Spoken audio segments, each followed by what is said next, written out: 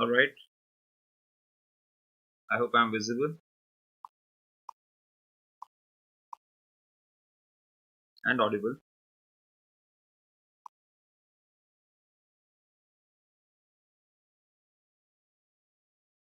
Let me check myself.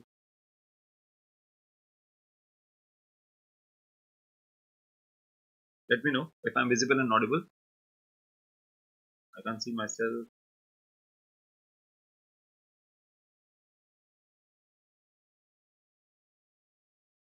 Alright, so okay, so what are we doing now? I'm going directly to my channel, and then see, those are saying that where can we find the quiz? It's always in the pinned section. In the pinned section, all the quizzes are already there, which I've already given to you. So if I'll just go to the recent one, which is a glaucoma, I'll solve the questions simultaneously like I did previously. So let us start the quiz. This is a glaucoma quiz which I gave. So I am ready to solve the question, and I'm seeing myself whether it's going okay or not, which I've already given to you. Alright, okay, so the first question, let us see. So if I just go to I'm just seeing that I'm able to see the image well on the YouTube or not. Just give me a while.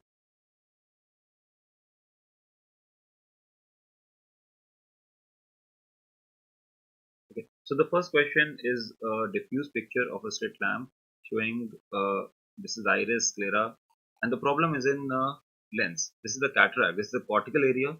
B is the nucleus area. So that is A option is correct.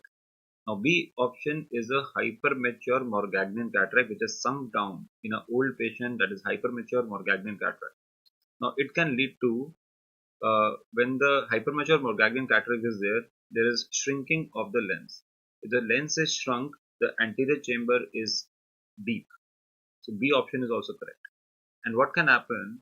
The lens proteins can come out of the capsule of the lens and block the trabecular meshwork, causing secondary open angle glaucoma, which is not known as phacomorphic, that is known as phacolytic or lens protein glaucoma. And B is the central area of the lens, yes, which has fallen down. Okay, so C is the answer of this question, that is phacolytic glaucoma. Phacomorphic glaucoma is seen when the lens is intumescent and pushes the iris upwards, causing change in the shape of the lens, that is secondary closed angle glaucoma, phacomorphic glaucoma. So that's the first question. Second question is regarding all the glaucoma surgeries work on the principle of increasing the drainage of aqueous. Whether it is a gold standard surgery, trabeculectomy, in which you excise a part of trabecular meshwork and Schlemm's canal, or even in child, goniotomy is cutting of the Barkhan's membrane, you increase the drainage. Or when the cornea is hazy in a child, trabeculotomy, you open the Schlemm's canal, you increase the drainage.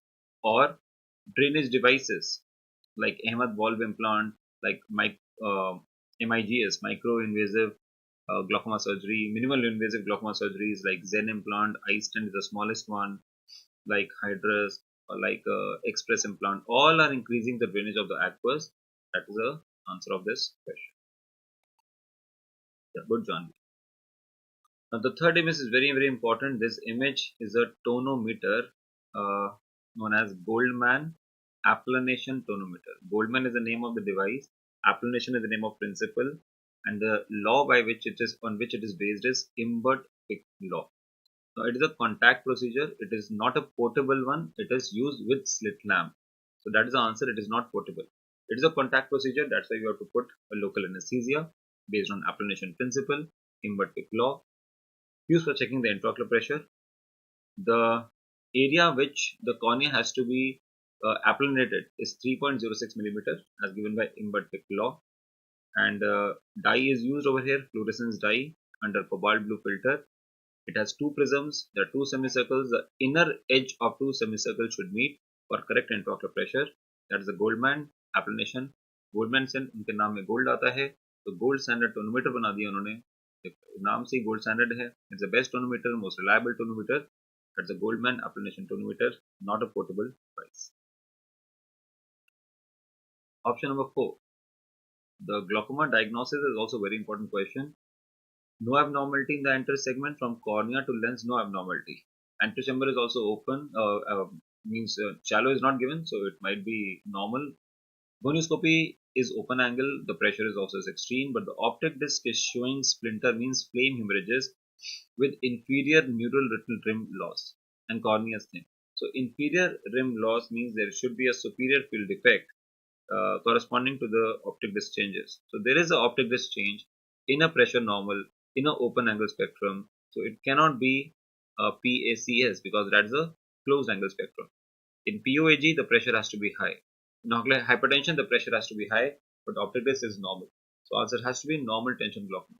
So people say, sir, normal tension glaucoma, why do we decrease the pressure? You have to decrease pressure because that normal pressure is not normal for this patient.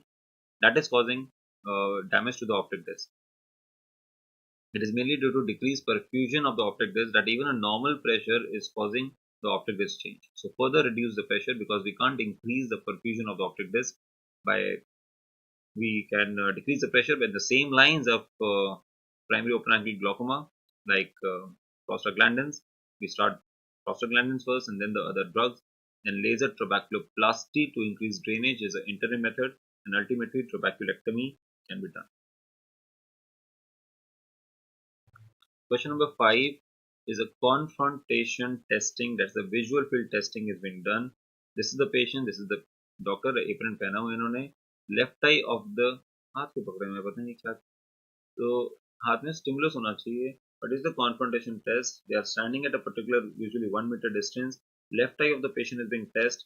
The doctor assume himself as normal and bring the stimulus from lateral to medial, superior to inferior, and consider himself as a normal. So if we can see the stimulus, the patient should also see the stimulus. That is a kinetic perimetry because the stimulus moves. So kinetic perimetry usually is not used in glaucoma patients. Static perimetry like Humphrey is used in glaucoma patients. Yes, it is a subjective testing. Visual field is being checked. Stimulus moves. It's a kinetic, but it's not useful in glaucoma patients. Glaucoma patients use static perimetry, in which the patient is looking straight in a dome. Multiple stimuluses are given at a time, and the patient has to click some buttons. It is also subjective, but static means intensity changes. The stimulus does not move. That is preferred in glaucoma patients. Now 6 is a visual field printout which has been shown to you, and I always say it is a patient view, means you are the patient. If you are the patient, this is the blind spot always on the temporal side. So this is the right side visual field shown. This is actually the static perimetry Humphrey one. Superior visual field defect is there, so inferior retina or inferior optic disc some having should be having some problem. So let us see the question. The question is showing, is asking which is false. This is not a left side report, that is the answer. Inferior retina pathology should be there, can be seen in hemiretinal vein occlusion, inferior mostly, and it can be seen in optic disc coloboma. Coloboma means there is a loss of optic disc tissue, that's why there can be superior visual field defect. That is also correct, but this is not the left eye report, this is the right eye report. Now, even if you don't know that aerobic exercise decrease the pressure, you should know forceful blinking increase epicyclic venous pressure and Valsalva increases the pressure. Aerobic exercise, usually when you exercise or lactate is accumulated in the blood because of osmosis. There is hyperosmolar in the blood. Water comes out of the eye and decreases the intraocular pressure. That is aerobic exercise. Other exercise like Shirshasana, head down, leg up, will increase the intraocular pressure because more blood will go to the eye, more secretion of the ciliary body from ciliary body to the aqueous, that will increase the pressure. But aerobic exercise will decrease the pressure. Direct gonioscopes are those. Gonioscope is the one to check to see the anterior chamber angle. Can be direct, can be indirect. Direct are without mirrors. Usually preferred in surgery patients. Coepe, Richardson, Swan Jacob are 3 examples. Goldman, you should know it is an indirect gonioscopy which has mirrors. And indirect is usually used in OPD procedures. In sitting position along with slit lamp it is used to see the anterior chamber angle. Goldman, Zeiss, Posner, Sussman, नाम ही Sussman है, that is example of indirect gonioscopy. Now secondary glaucomas means some other problems, some other structures in the eye which is causing increase in intraocular pressure. Ocular hypertension I just mentioned is a primary open angle disease, not a secondary glaucoma, that's the answer. See, OH, ocular hypertension, primary open angle glaucoma, normal tension glaucoma are open angle spectrum in primary disease. PACS, primary angle closure suspect, primary angle closure glaucoma are primary angle closure disease. Others, neovascular, pigmentary, pseudoexfoliation, hemorrhagic, blunt trauma, all are secondary glaucomas. Most common secondary glaucoma is pseudoexfoliation. Here the answer is ocular hypertension. Okay. So last was the audio. Let us listen to the audio. What should be the diagnosis for the following findings in a young patient who presents with intraocular pressure of 34 after coming back from gym exercise? So patient is coming after gym and very high intraocular pressures, 34 intraocular pressure after exercise, like in gym. The antechamber was normal in size. There was a pigments at the back of the cornea. Iris was thin. On distant Gonioscopy, there was more trans illumination seen. The configuration of the iris was reversed. Okay, so configuration of the iris was reversed. There was pigments in the eye. Intraocular pressure was high after exercise in a young patient. This is a reverse glaucoma, pigmentary glaucoma, in which there is a reverse configuration in young myopic males. When they exercise, iris is very close to the zonules. Rubbing of the iris will lead to dispersion of the pigments all over the eye, which can lead to thinning of the iris because iris is losing the pigments. That's why most trans illumination defects are seen. Iris atrophy is there. The secondary open angle glaucoma because pigments can block the meshwork, and there is Krukenberg spindles. The pigments can go to the posterior part of the cornea, that is Krukenberg spindles. That is pigmentary glaucoma. It is a secondary open angle glaucoma. That is the 10 questions. I hope you have done well. The next quiz will be on cornea. All right. Thanks for listening. Best wishes. I'll upload the video in the